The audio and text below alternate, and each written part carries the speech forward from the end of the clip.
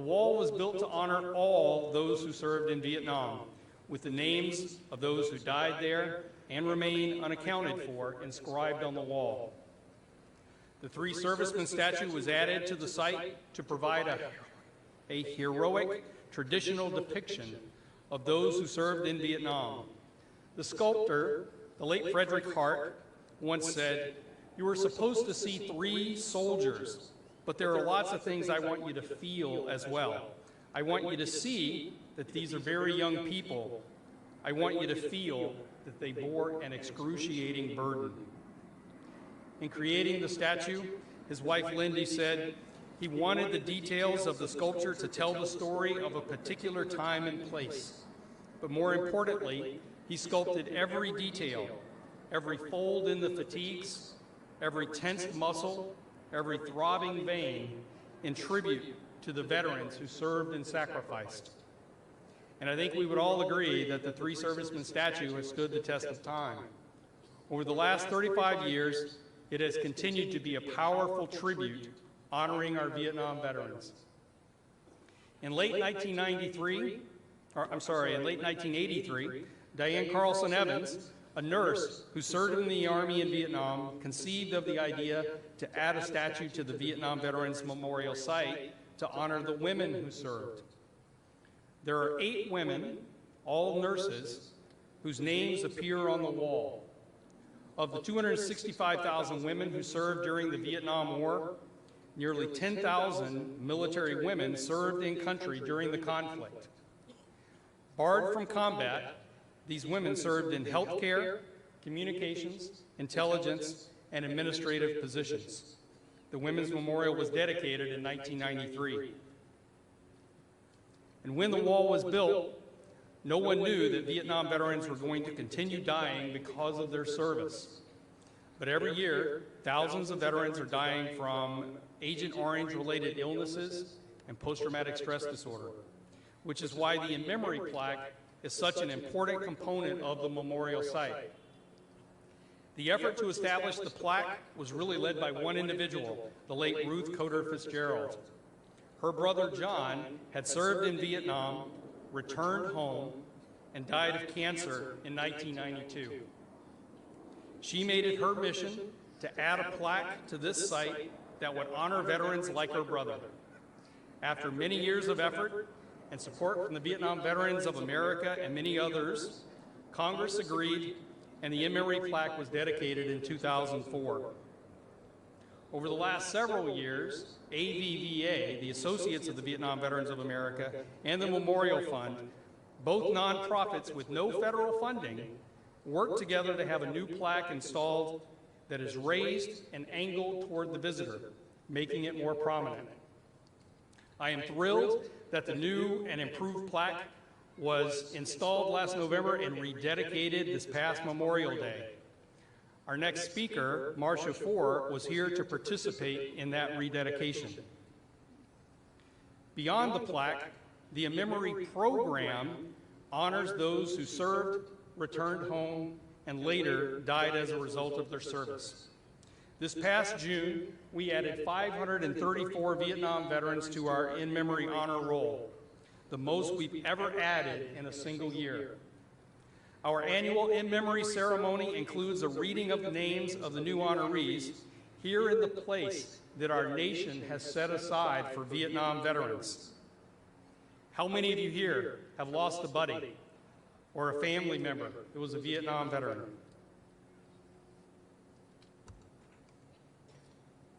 I encourage each of you to reach out to those families and tell them about this program so that they can identify their loved ones to the Vietnam Veterans Memorial Fund so that we can add them to our in-memory honor roll. Next, we always invite a speaker to talk on behalf of the Vietnam Women's Memorial. Marcia Ford, who served as a nurse in Vietnam in 1969 and 1970, was awarded the Bronze Star for her service. After many years serving her fellow Vietnam veterans through the Vietnam Veterans of America organization, Marcia just recently retired. Please welcome my esteemed colleague, Marcia Ford.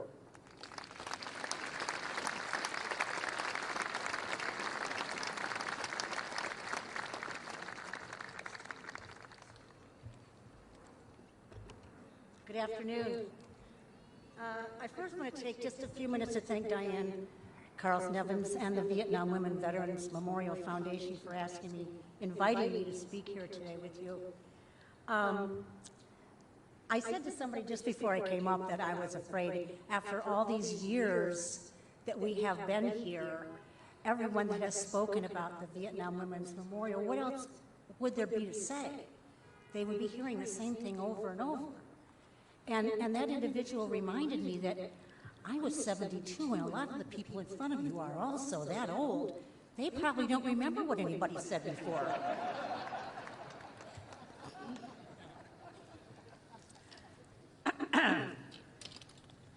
I'm going to go back just about 32 years ago, back to 1987. I didn't even know there was a wall. This wall, I didn't even know it existed.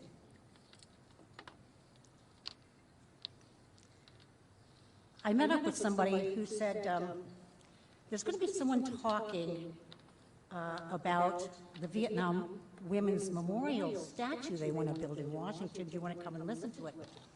You know, and I wasn't really crazy about getting myself back into the mix of Vietnam, and I figured I enlisted, I served, I came home, I moved on, period, over, done, let's go.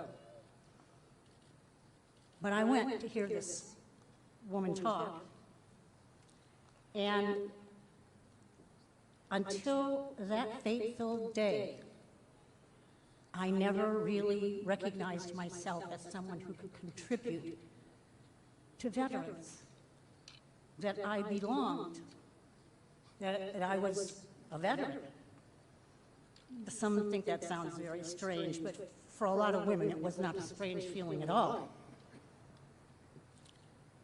If it were not for that 2-hour conversation I had and listened to,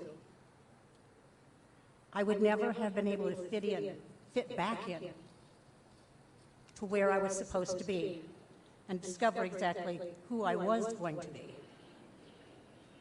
It brought me to becoming a member of Vietnam Veterans of America, and it also allowed me to become a volunteer for the Vietnam Women Veterans Memorial Project, as it was called then. And that's how my involvement with veterans first began. I looked back across, over your heads to the Women's Memorial, and those 3 very, very imposing figures. Some of you have passed by and have walked around it for years and years, but I want you to look down inside of yourself. Have you really looked into their eyes? Can you see in their eyes? What do you see in their eyes? Have you felt the emotion from their eyes, their body language? These 3 represented all of the women who served around the world during the Vietnam War. Most still remain very unrecognized, but not us, because they are all of us, as seen in and through those eyes of the 3 women that you may not have recognized. Some who do not know the history that made up the background for the placement of that statue, and it's a very significant and emotionally charged statue. But I say, nay, nay. It didn't just pop out of nowhere after a wish and bam, it appeared. It was a struggle at times. It almost seemed insurmountable. I remember being on phone calls. Oh, we got to do this, we got to do that. Let's go here, let's go there. Let's send that statue around. Let's raise some money. It was emotionally depleting, actually, over the course of all those years. Some called it a struggle. Some called it a fight, and others called it a war. Federal bureaucracy truly can be a mysterious door to walk through. But those who weren't enamored with the placement of this statue, and there were some, They had forgotten that we had already been in a war, so it was no problem. We'll take it on again. Our message was, join us or get out of the way. We were moving forward, and we knew exactly where we belonged. And we became very bold, and we would speak our heart, and we would to anyone who would listen. It was a very moving process. The word spread through towns and cities and states even. The volunteer strength grew with other veterans, with service organizations, with our local politicals. This was a massive undertaking. I don't think, unless you were involved or have been involved in these kinds of projects before, you can even comprehend what goes into the placement of something that we in our heart think, how simple could this be? This is where it's supposed to be. Why don't you get it? We all live through this struggle every day. And we watch this growth of movement forward, trying to get this established. And it brought me back to thinking and remembering a song that Arlo Guthrie sang, Alice's Restaurant. And he said, if you get enough of them, you got a movement. And that we did have. We had a movement. And we had a cause. And we rode that out to the nth degree. Nothing was going to stop us. Because once we got started, we were like a freight train rolling along. And almost everybody did get out of our way. It didn't stop. We didn't give up or give in. Finally, after years of moving with all of this pressure, we earned the right to be here, even though we believed, as others should have, that we had earned the right to be here many years ago and many years before.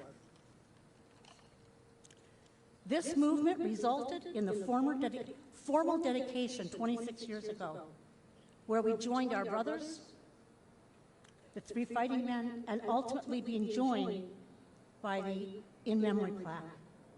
And as you just heard, the importance of that in memory plaque to all of us. This is the ultimate fulfillment of our embrace of each other, held together forever by the wall, and its timeless example to the world of the sacrifice of war. The Vietnam Women Veterans Memorial was the impetus that brought the voice of women veterans to Washington and led women to a greater understanding of their united, mobilizing power. In coming together and in realizing our power, we could move forward on any front.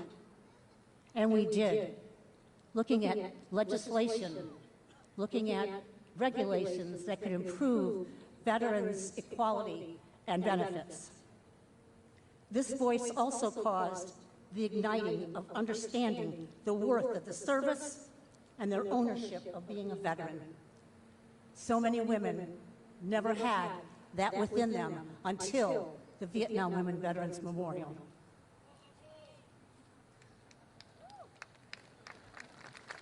With an open heart, with open hearts and selfless endeavors, we women veterans move forward and continue to serve within the wave of our movement.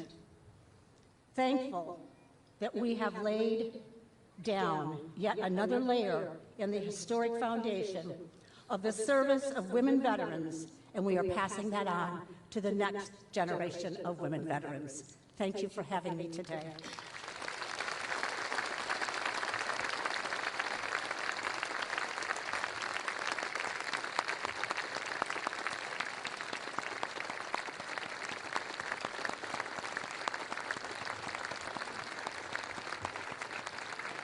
Thank you, Marcia.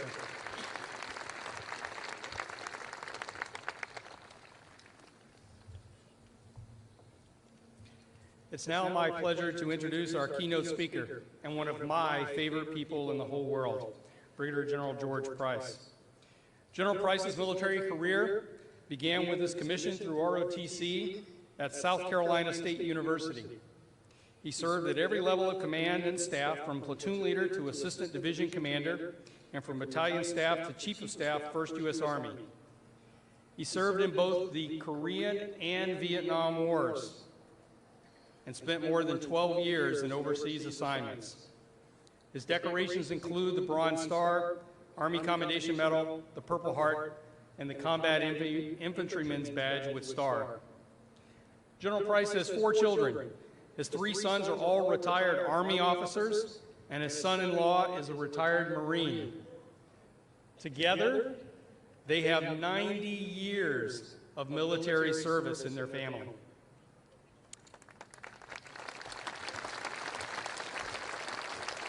Now that's what I call a legacy of service. For VVMF, General Price has been with us since the very beginning. He played a key role in settling the controversy over the design of the memorial, and we very much appreciate his enthusiasm for the memorial over the years. Please welcome Brigadier General George Price.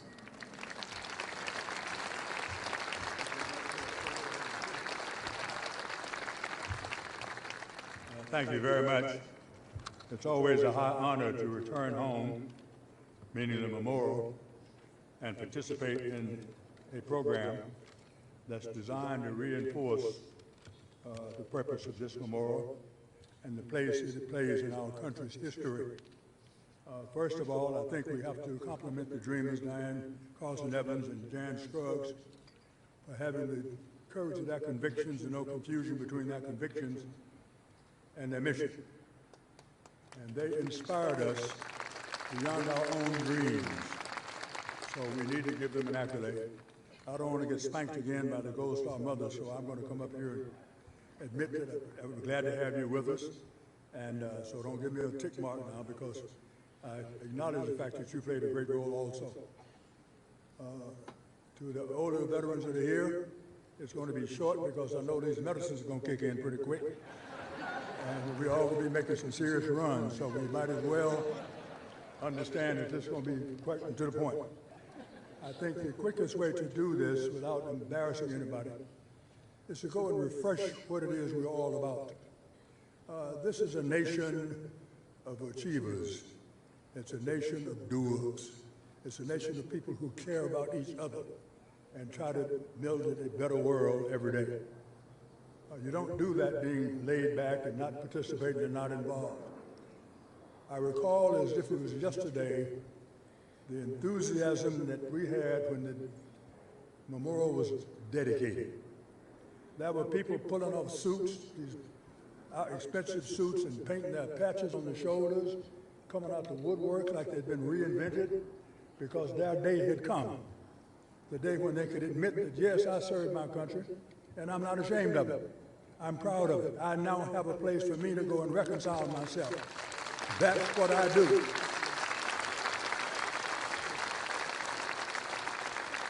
Their enthusiasm added another level of concern. And for this young architect whose dream was to abide by the rules established by the Memorial Fund, that the monument would make no political statement, but it would be there for those who made a choice at that point in time to decide the course that they wanted to have in the future as a part of our country. That was just, Marilyn is so great.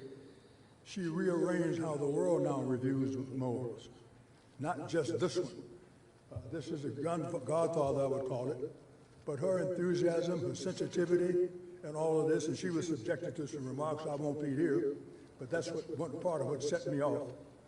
And it changed quickly. But the simple fact of the matter is, this young woman at 23 years old changed the way we do memorials, and has given a new life for so many people, because they know their sons, their daughters, their loved ones will never be forgotten. And the sacrifice that they made is in fact appreciated by their country. So I wanted to be sure we understood that as we acknowledge them on Veterans Day. when I thought of where we are now in the world, a certain phrase kept coming to life. Today is yesterday's tomorrow. Yesterday, we were celebrating the Vietnam veterans being able to come out of the closet. We passed through all the trauma of calling you baby killers and all that kind of stuff, and we'd reached the point where we all became a part of the fabric of our country. We could open the door and see all that stereo equipment we bought and all the other things that were identified with them, the watches, the jewelry. We had done more things for the economy than people ever realized when we came out with those Seiko watches, and you could tell when somebody served by the kind of watch they had on. You had your Casio group, you had your Seiko group, and then you had some others, all representing their era and now. And we still had a country that couldn't quite seem to get it together until we came out and showed them the way. That's what we're all about, and we're continuing to do that. So where are we now? Here it is, 2010 almost, 20 rather.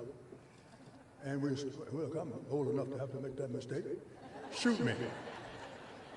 So it's almost 2020, but the issue here is, today is yesterday's tomorrow. Have we done it better this time around? Have we inspired the young people to be involved? We have them deployed around the world, and there should be no confusion where they are, that they have our full support. We don't have to make the decision to send them there or not, but they represent us, they represent our flesh and blood, and we ought to give them everything they need to get the job done. And there should never be any confusion about that.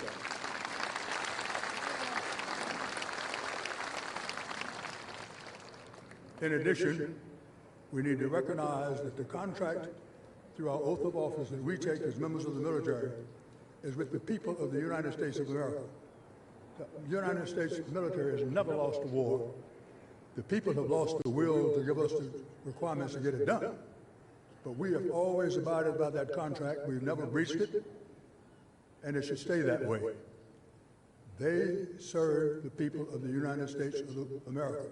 The first point you got to understand is, first you commit the country, then you commit the armed forces. You don't get that reversed. It's dangerous to do it otherwise. I'm reminded of a song I recited at dedication, and that was by Percy Mayfield, "Please send me someone to love." And it says, "Heaven is pleading with all mankind for understanding and peace of mind. And if it's not asking me too much, please send me someone to love. I lie awake nights and count the world and all its troubles. And the answer is always the same. If man don't put an end to this damnable dream, hate will put the world up in flames. What a shame." Now, just because I'm in misery, that don't mean I'm begging for sympathy. All I'm asking for is, please send me someone to love. Well, we have the great United States of America. That ought to be big enough for us to all love, care about, and make right, and do what's right by it. A little simple example would be, you ever think every day we get up, get in this monster we got, this rocket-charged thing we call a car, and we move along highways at breathtaking speeds, in and out of the traffic. Everybody interacting, strangers you don't know, people by ethnicity you say, I hate, I can't do this or the other. And you still put your life in their hands every day. Why can't we get along in the parking lot? You get in the parking lot, we start killing each other. Bomb blasting folks. We can do better than that, America, and I think the veterans have to set the example once again on how we do things right. We've welcomed those persons who did not serve in Vietnam who want to reconcile themselves at the wall. That were 19 legal reasons for you not to serve in Vietnam. Legal. You didn't have to go looking for an excuse. The excuse found you because it was a street clearing operation. The rules were designed to get those folks who were less well off than the others, and then let them go and do the dirty work while the others stood at home singing the praises of themselves. Well, we corrected that, and we got it back on track, and many of those people have been loyal and devoted supporters. for the Vietnam Veterans Memorial Fund. Likewise, it was during the Vietnam era that we made some dramatic changes. We got a civil rights bill passed. We had high tech being developed at a rapid rate. Verizon and AOL and FedEx were all created during that period by Vietnam veterans. The issue here being, where there's a will, there's a way. And we still need somebody to send us someone to love.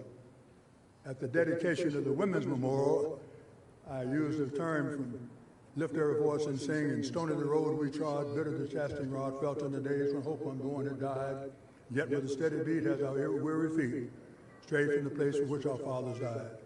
We have come over a way that with tears have been watered. We've come treading a path through the blood of the slaughtered. And here down at last, here's where we stand, where the bright gleam of our star is cast. I thank you for your time. It's always a pleasure to be with you. America remains the greatest country in the world. We must continue to educate our youngsters on this is the one and only democracy that's going to be there now and forever. Today is yesterday, tomorrow. I guess we better get started on it. Thank you very much.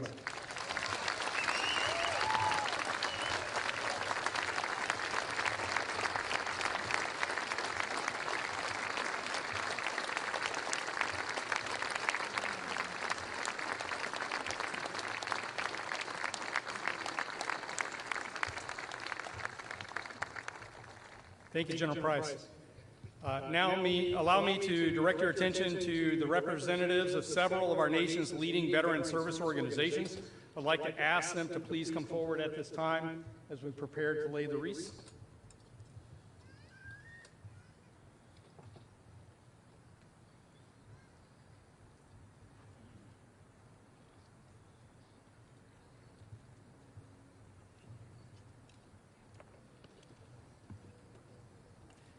For many years, these veteran service organizations have joined our tradition of laying wreaths at the Vietnam Veterans Memorial in honor of all those who served and sacrificed.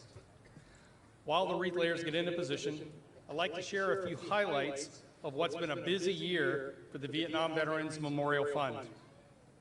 Recently, the effort to put a face to every name on the wall passed a major milestone.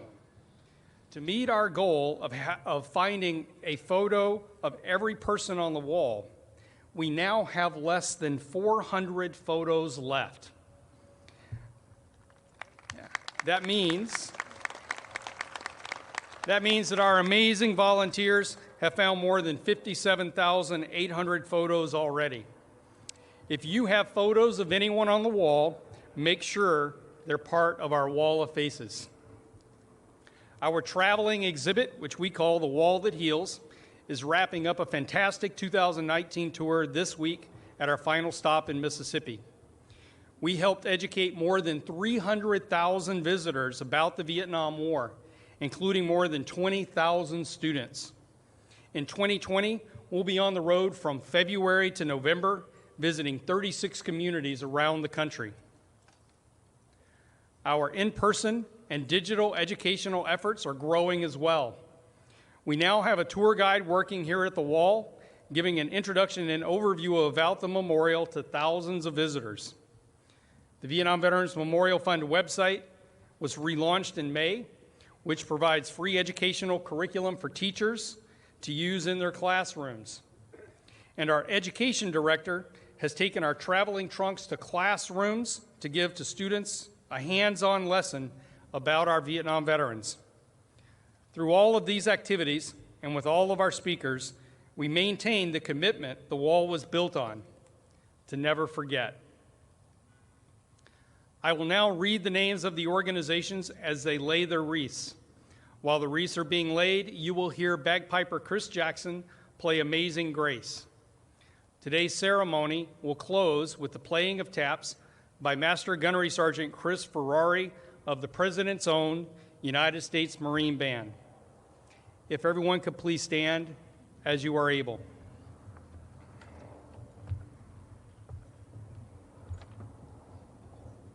And the wreaths. National Park Service.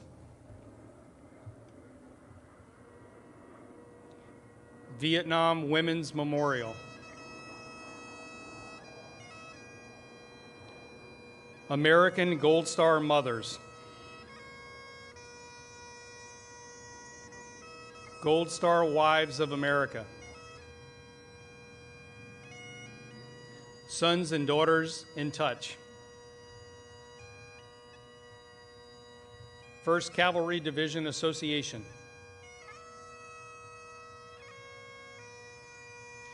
Vietnam Veterans Memorial Volunteers.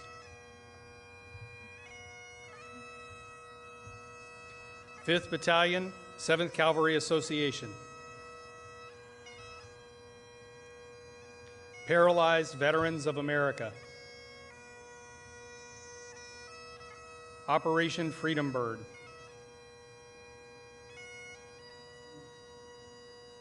Jewish War Veterans of the USA.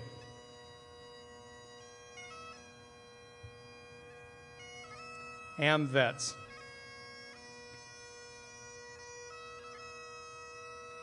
Vietnam Veterans of America. National Dusters, Quads, and Searchlights Association.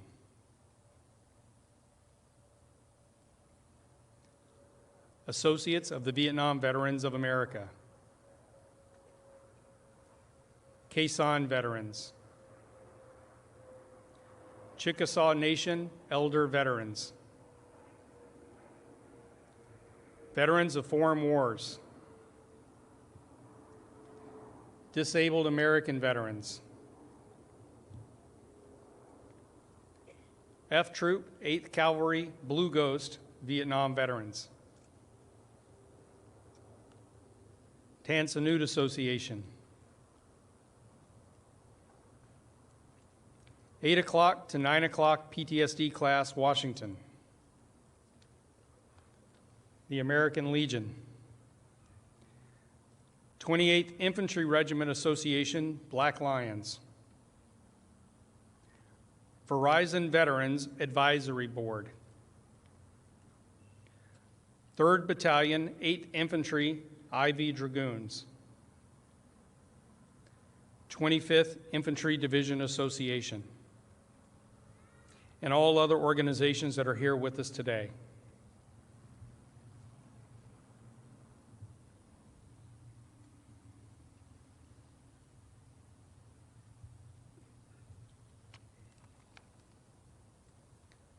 Please remain standing until taps has been played and the National Park Service Honor Guard departs.